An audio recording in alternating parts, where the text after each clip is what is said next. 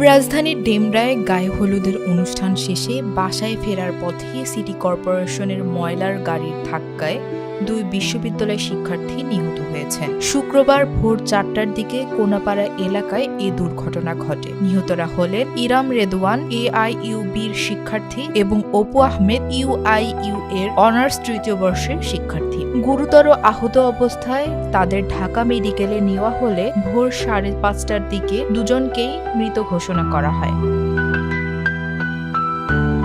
আহত 2 শিক্ষার্থীকে হাসপাতালে নিয়ে আসা তাদের বন্ধু তাওসিফ জানিয়েছেন, ইরাম ও অপু 2 বন্ধু একটি বিয়ের গায়ে হলুদের অনুষ্ঠান শেষে মোটরসাইকেলে বাসায় ফিরছিলেন। পথে ডেমরার কোনাপাড়া এলাকায় পৌঁছালে ঢাকা উত্তর সিটি কর্পোরেশনের একটি ময়লার গাড়ি তাদের মোটরসাইকেলটিকে ধাক্কা দেয়। পরে খবর পেয়ে গুরুতর আহত অবস্থায় তাদের উদ্ধার করে ঢাকা মেডিকেলে নিলে প্রথমে অপু ও তার কিছুক্ষণ পর ইরামকে মৃত ঘোষণা করেন চিকিৎসক। নিহত 2 শিক্ষার্থী ডেমরা থানাধীন চিটাগাং রোড এলাকায় থাকতেন। এই ঘটনায় ঘাতক গাড়িটিকে আটক করা হয়েছে।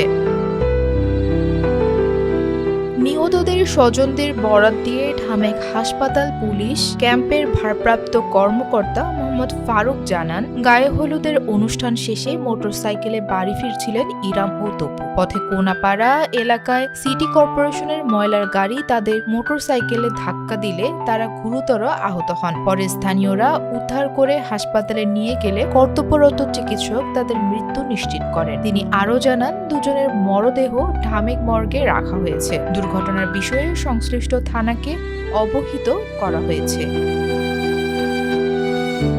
রাবিতা খন্দকার, বাংলাবাজার পত্রিকা।